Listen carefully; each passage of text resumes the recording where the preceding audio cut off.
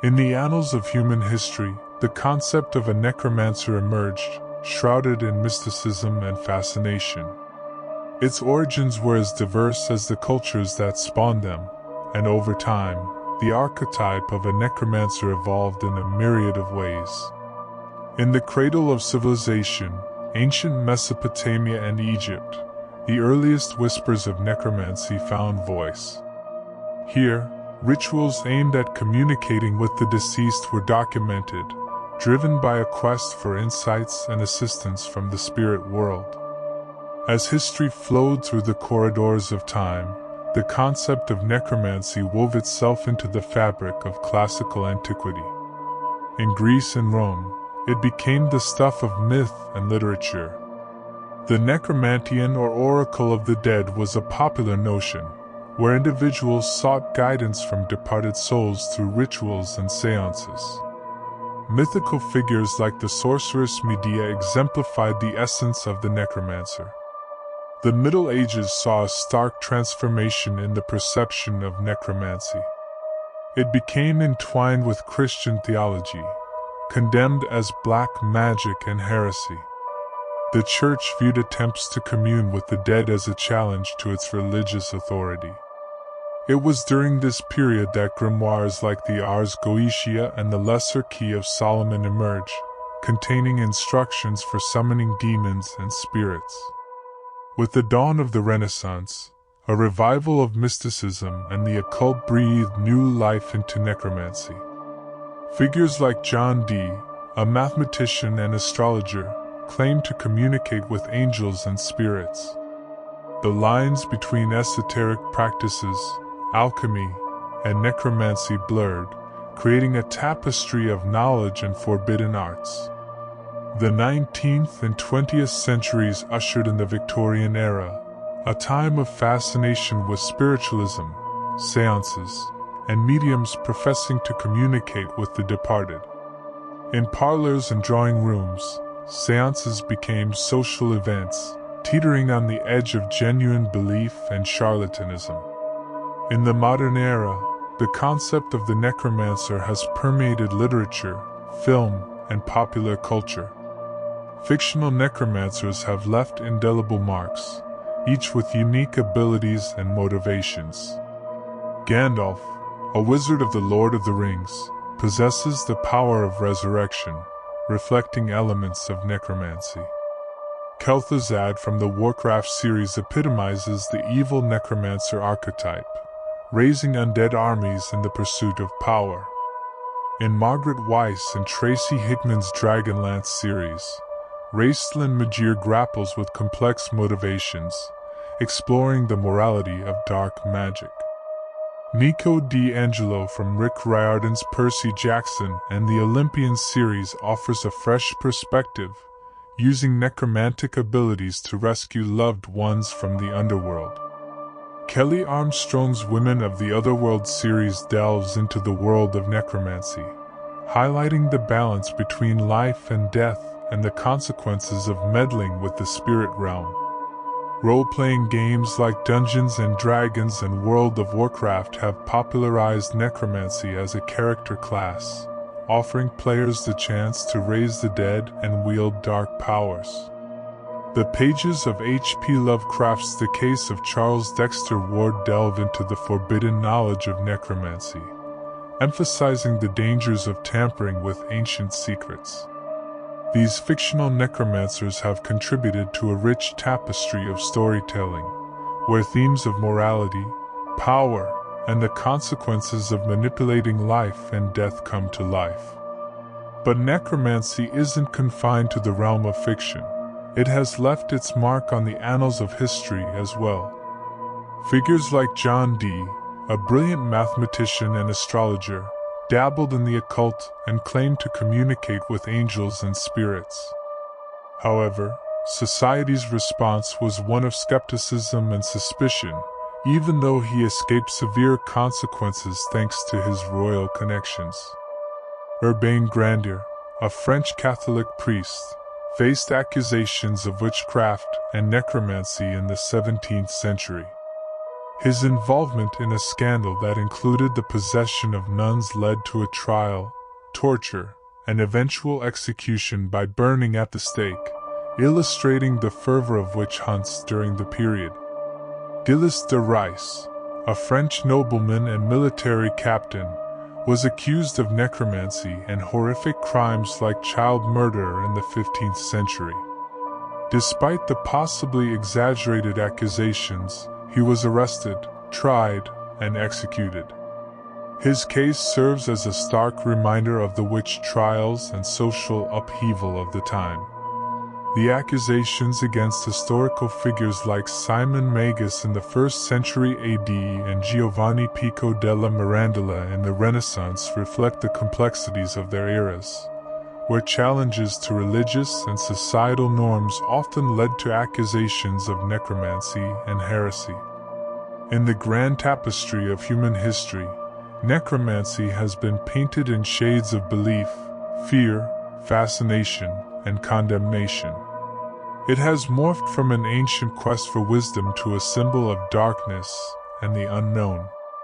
The concept of the necromancer, a bridge between the living and the dead, continues to captivate our imaginations, whether in fiction or history, offering us a glimpse into the timeless dance between mortality and the afterlife. But how do we perceive necromancy in the realms of religion and ethics? The answer to that question is as diverse as the beliefs that shape our worldviews.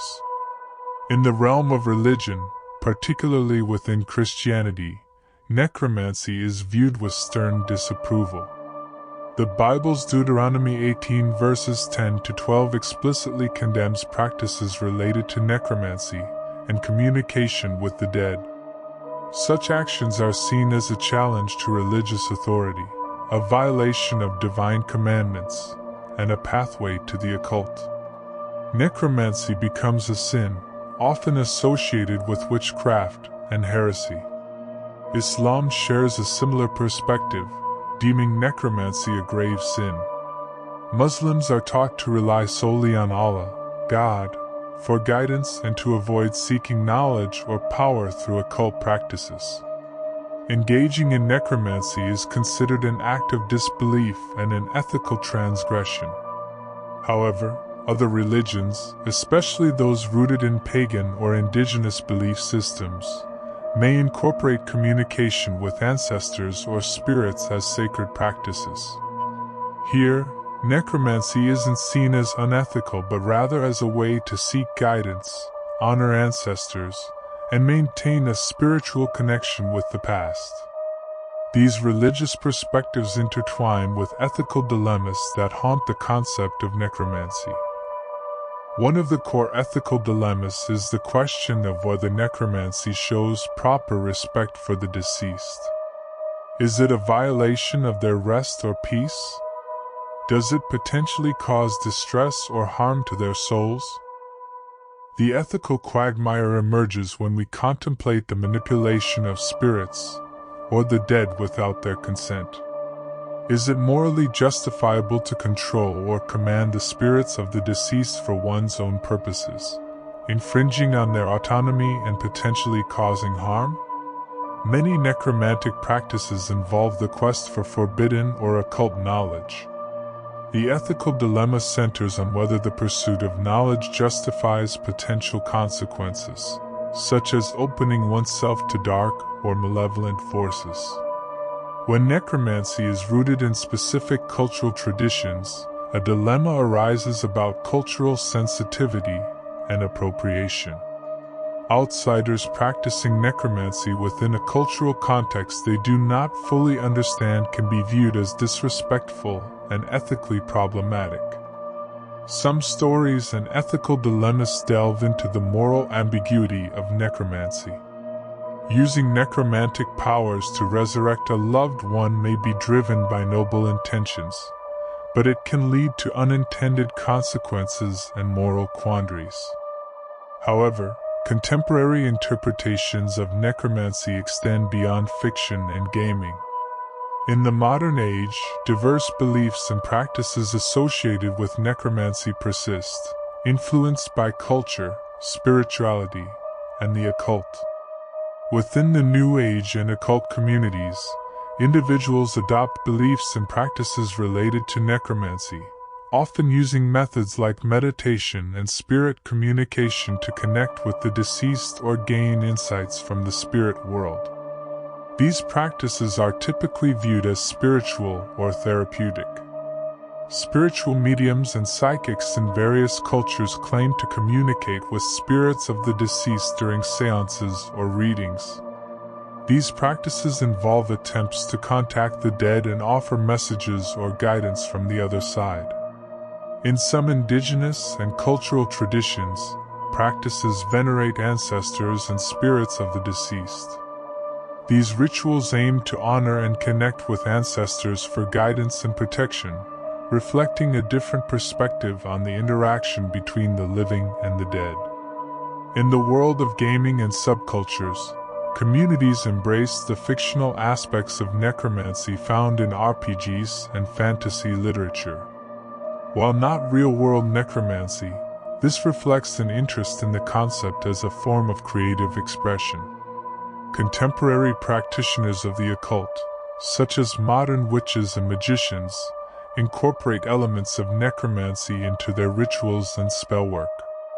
These practices may involve invoking or communing with spirits for various purposes, including divination or personal transformation.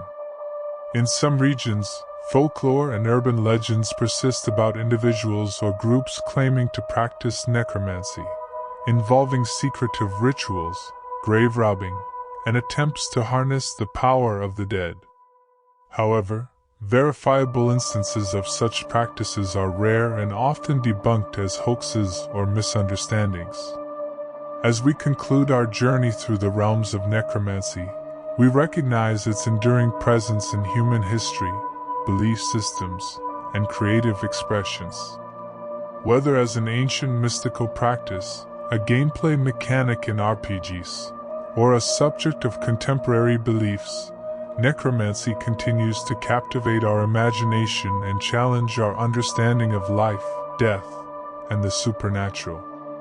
It serves as a reminder that the boundaries between the living and the dead are, at times, more fluid than we dare to imagine.